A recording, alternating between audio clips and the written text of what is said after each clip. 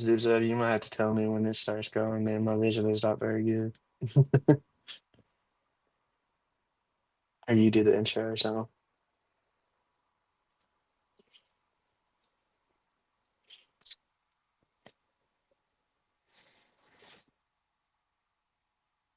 We're good. All right.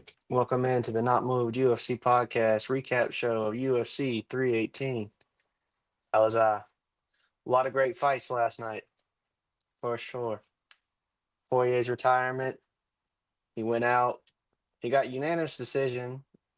Holloway's kind of a dog, but I've never seen the UFC show out for a man like that. Where Max did his role, let everyone know it's Dustin's night. Had him do the full retirement tour. My my picks for the main card were terrible. The only one I got right was Max, but the prelims I did pretty good. Um, let's see the first six fights of the card were all finishes. And that's how you know it's going to be a good night when the prelims are firing on all cylinders. You know it's going to carry over. To be honest, I feel like the only matchup that disappointed was the Paulo Costa Roman Kopylov fight. And I know Jaw was saying he wasn't a fan of Paulo Costa and the way he fights. And after that performance, I kind of agree with him, to be honest. But the Well, let's Jimmy, see. if you will, Jimmy, if you will, hello everyone, it's Zip Zap here. Jimmy, I need you to get into this for me. You weren't impressed by Paulo Costa? Is that what I'm hearing? Nah, not real. He did what he was supposed to do. He outstrike the striker. It's just I mean Roman Kopylov was supposed to be the slicker striker. He kind of just bodied copy. It was just nothing like too crazy to me, honestly. After all the finishes up until that point on the card, you kind of get a little hungry for it, the bloodthirsty, and yeah, he kind of just took the wind out of the sails. What you're saying makes complete sense. I thought that this was really a really good litmus test for both of these guys, especially with Paulo Costa, who had been gone for a minute and didn't know whether we were ever going to see that hungriness out of him again. And I did think he showed that. I thought it was actually one of his better performances that we've seen ever since he was a contender at one point. So I was impressed by that. If you were looking for him to steamroll this guy, I don't think there was ever a chance on that happening just due to the skill level involved. No, I feel you. I feel you on that. It was I am now learned on how or why he wants to fight Hamzat. Apparently, Hamzat's in his girl's DMs. That's why he wants to fight Hamzat. I did not know. I was not privy to that information beforehand, but that I J- still, Paulo. If you're, I wouldn't go after Hamzat, Brody. I don't care if he's going after your girl. That's a dangerous dude. You Jimmy, don't care. Jimmy, Jimmy, as a man, is it Dana White's responsibility and duty to make that Paulo Costa's next fight, whether Kamzat wins or loses? This is a guy who just pulled out DMs and showed it to everyone Yeah. of Kamzat getting at his lady. I'm sorry, there comes a point where, as a man, you can only take so much, and I think Paulo Costa is at that point with Kamzat. This has Yeah. to happen, doesn't it? I think Costa needs one more to be in the title picture though. That's the thing. He's kind of like on the outside looking in. I feel like what they should do, Zip Zap, is they should do Izzy and him a rematch, and then the winner of that. I know Izzy's always in. Oh, Izzy just got knocked out in his last fight, but Izzy will always sell tickets, and he's always. You will. I don't know why. Like I don't know who else he would fight. He has left on his resume, for or what would even bring him back because he's done so much in the sport already. So another number one contenders fight, even though he got knocked out on his last one, is like, hey, get your get back and get back in the title picture. So like that's a good kind of setup. That's a very good setup. I only wonder if Paulo Costa would be any hotter than he is right now. If he has that fight against Izzy and he loses, you can't have him in contact unless they both lose. Yeah, I guess you can say, I just think there's a story to them right now. And it's no, a for sure. story that as men, we can get behind. Even people who like comms that have to say, oh, that's messed up. Yeah. So I just think it's a hot button thing. So if you're going to do it, it would have to be soon. But I agree with you. If you were looking at records and where they're at on the totem pole of championship fights, if Kamzat wins, it would be a hard sell to make this happen, but it's understandable if you did. Yeah. Speaking of storylines, the storyline got settled. The beef between Vittori and Allen was settled in the ring. If you didn't know, those guys fought Yes. at a casino, like I mentioned last time. Uh, Allen whooped him. You did. So I mean, he had a chance to finish him, but Vittori stood in there and he took a beating. His face looked like a strawberry after that fight. Very tough man. Both of them very tough people. Sometimes toughness can work against you and you end up taking a lot more shots, and that's what happened. For It was sure. a thorough victory. It was a thorough victory in a very entertaining fight. For sure. Um, Let me run through the prelims real quick. Carly Judice knocked out Cagliari to start off the night, and then I believe who was after that. I know Ryan Spann got a submission. He won. Jimmy Crute got a submission. I called that. I did good on the prelims. Like I said, I did bad on the main card. Ativi Gattiari, I think he got a KO. He got a finish for sure. He was a he was on the he got fight bonus. The fight bonuses were Gattiari, uh, Carly Gigi's, and Islam Dulatov for his finish against Adam Fugit. He mauled him. That was bad. I And need you let's to get to the main card because you and I have to discuss something that happened.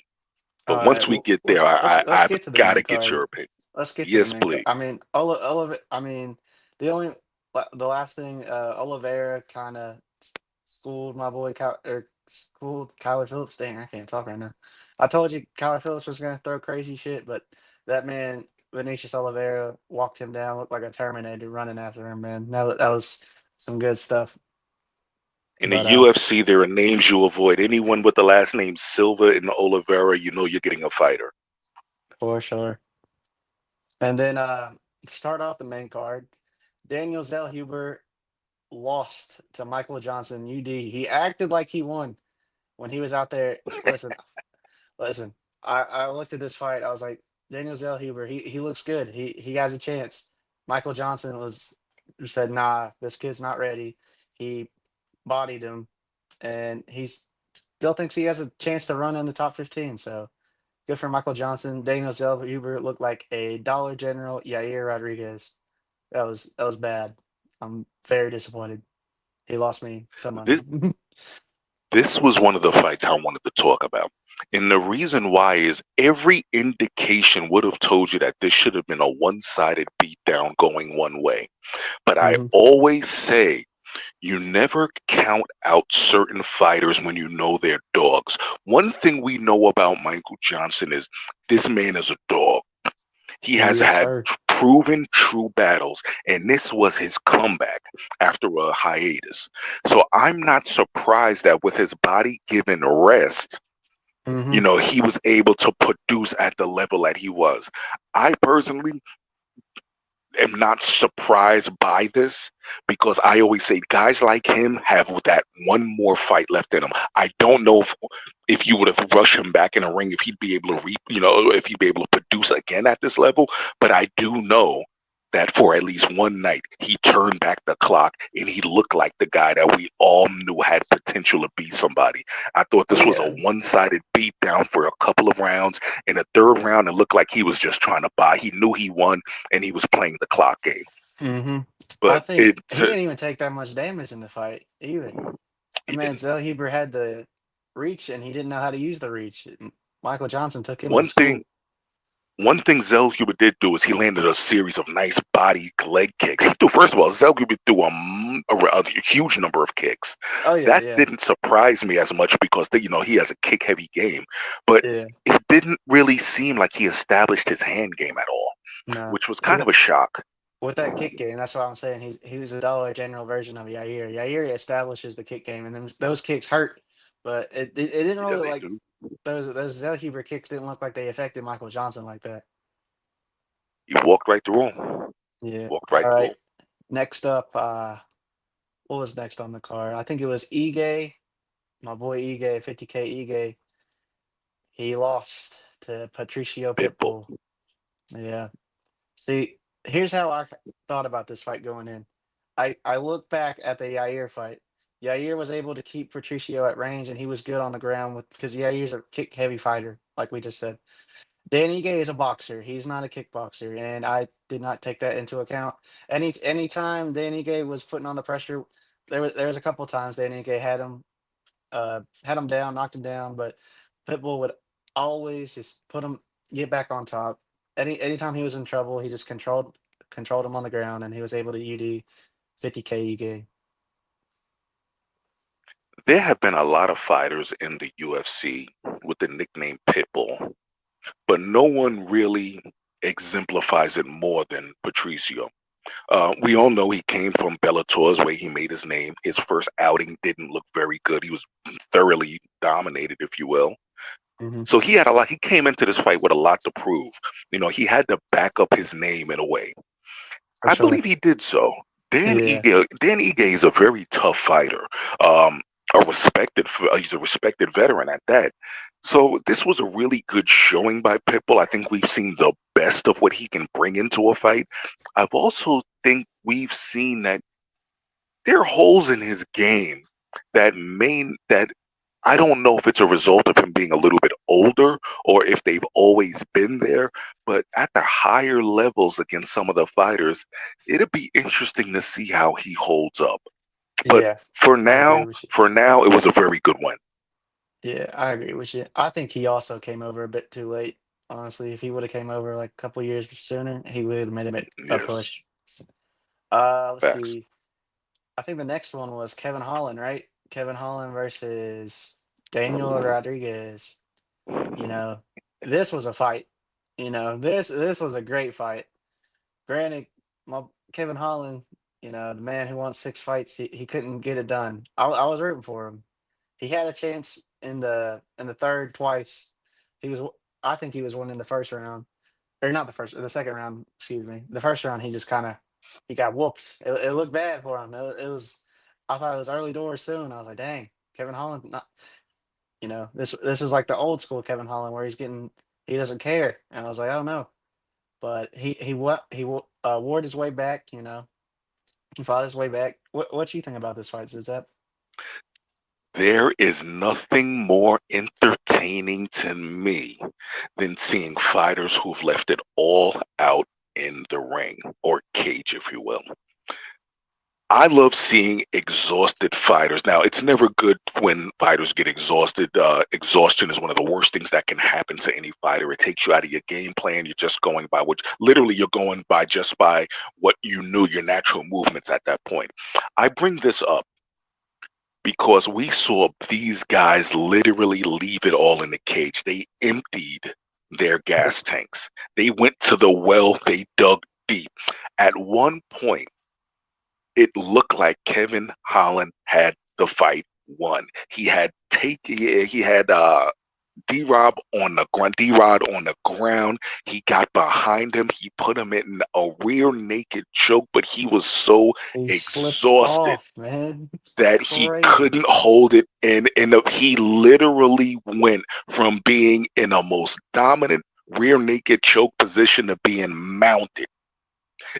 And here's the thing: is D Rod was so exhausted that even He in the mount position, he couldn't he couldn't do capitalize. much. It's an amazing thing to see once you realize that guys have given it all.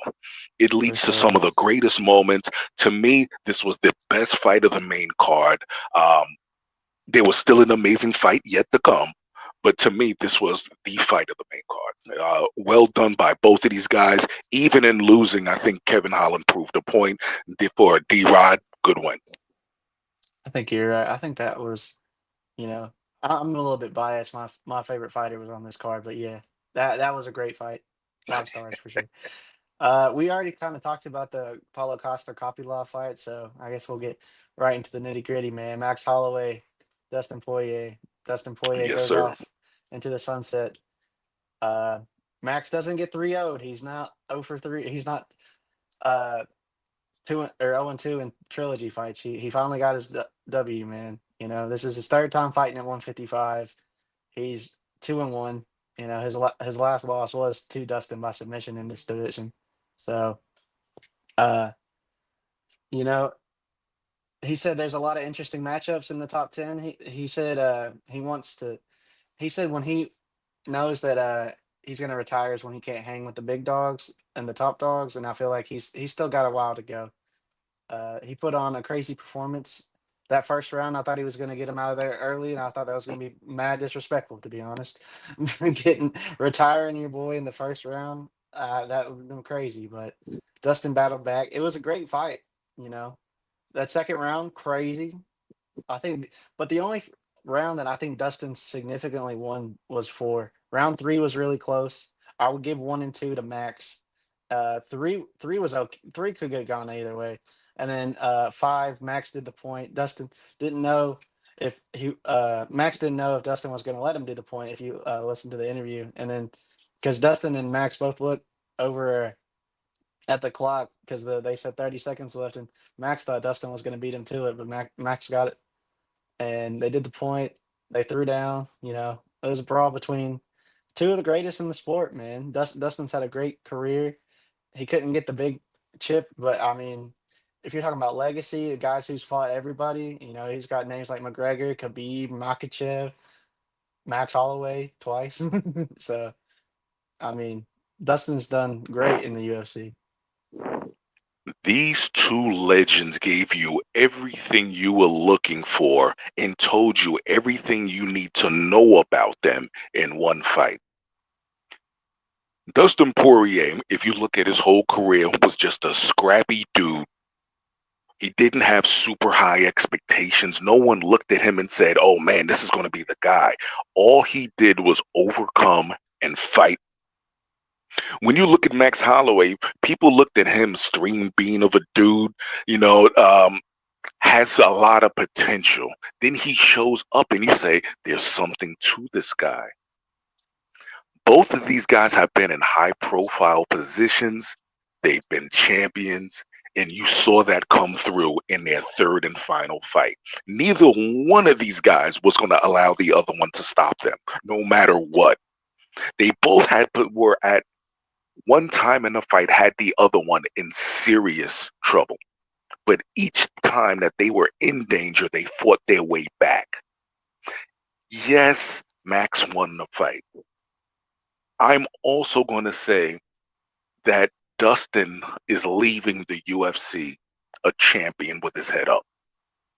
No, for There is sure. no shame in the loss that he had. We've seen people lose and you say, oh, well, he has nothing left. There was nothing. We all know if Dustin wanted to continue that there is something left. There's nothing more for him to prove. Yeah. He's established his legacy. He's given us the wars. He's given us the battles. He's leaving on his shield. I think his And quote that's for, was, oh, my fault. oh, no, no, no, no. Go ahead. If you got His, something to jump in with, please go ahead. his quote was he wants to retire on his terms. He doesn't want the sport to retire him. And I think going out like that, you know, that was a great way to do it. He did. He went out swinging. Um, Max does what he does, man. The older Max seems to get in moving up in weight. Max struggles when he goes down in weight, but as he Yeah, I moved agree. up in weight, he seems to be a more complete fighter. He seems to have more stamina, more oomph to him. But it's Hmm. he because of his willingness to fight anybody. If the big name is under him, he'll move down. He reacts differently. It doesn't seem the same. Yeah. But every time he moves up to that 155 weight class, he seems like such a different fighter. Like this is a guy who I can see. I don't want to base it just off of this fight, but he seems like he could be the guy to keep your eye on as a serious contender to the Oh, champion. yeah. You know, He said he's done with featherweight. He's gonna keep it up with just straight lightweight. He said that the weight cut's too difficult for him, and I feel like the older you get, the harder that weight cut's gonna be. So I feel it's like hard. Max at lightweight, there's plenty of great fights in the top 10, and I think he's ranked in the top 10. So They finally took him out of the I featherweight rankings. He said he's done, so we'll see what they give him. Well, and also, as he said, he does have history with the champ. Just something to keep Yeah, something to keep he note wants. of. I want him to get his get back, man. I was so sad, bro. You got no idea. Hey, it is what it is, you know. I mean, you're talking about the premier fighters. You Yeah, know, Max knows it. Everyone knows it. This is the top of the food chain when it comes to being those guys. yeah. So he I might have to. saw. I don't think he'll get it instantly. He's got a huge name. I don't know if he'll get it instantly though. Yeah, He I might see. have to He's. put in I that think he's work. one He away. might have to put Yeah, in that work. I think he's one away. I saw something And on. Oh, my fault. Oh no, I just wanted to just end that by saying that as far as saying goodbye to the sport, excellent job by the UFC. Bravo. You Oh, really yeah. made Poirier's his exit look like it was a piece of the UFC, that it was Hmm. going the UFC was going to be losing a piece of itself. And it is For because of sure. what Poirier is. So Mm. bravo to the UFC. Well done. Right. Uh, I think so. We just end it there, and we just do a full recap because I gotta go here in a couple of minutes, and I don't want to like leave y'all off on a cliffhanger. But uh, I say we just recap Abu Dhabi. There's a great fight card this Saturday. Free fight card. Get it on ABC. Yes, It's sir. probably I think it's around 2 p.m. So fights in the afternoon, Saturday afternoon. Who need who can beat that, man? You got the But card on you? off the top of my head, And at least the main card. yeah, yeah, off the top of my head, it's Bobby Knuckles, Robert Whitaker versus Watch it. Watch it. RDR. If you like to see people throw down, stand up, that's your fight. Yeah, see, like with that Michael Johnson thing, bro. I think the old guard doesn't want to go away easy, so I'm leaning more towards Bobby Knuckles on that fight. You know what If my you want to make the other old pick would be. guard go away, I You would gotta say take if him you out. got a problem with the old timers, you want them to go away, make them. Yeah, That's the only way it happens. I know the co-main got scrapped because Evloev got hurt, so I don't know what they're gonna do right now. Khabib's cousin is making his UFC debut against Bryce Mitchell, Saeed Nurmagomedov. I think it's Okay. Nurmag. Two. Bryce is a wrestler, but I mean, it's a Nurmagomedov, bro. You're toast. Sorry. Uh, uh, and Piotr Jan is fighting Marcus McGee. Marcus McGee's a up and comer. That should be a good Uh, fight. Just really quick, that's a tough fight to put a younger guy into. Petr Yan really is an established vet, a very, very, very Oh good vet yeah, at that, former champion. And he wasn't one of those champions, respectfully, I say this to anyone that's had it too, he wasn't one of those champions that won his belt, and never got to defend it, lost it next outing. Petr Yan was yeah. a certified champion. He was a So, dog. yeah, definite dog. So, it'd be good to see him getting big time exposure. I think those are the three I know off the top of my head. We'll give you a full breakdown on Friday, so stay tuned for that. Not moved out, bro. Stay not For moved. sure. Thanks for having me on. Always a pleasure. Yes, sir. Yes, sir.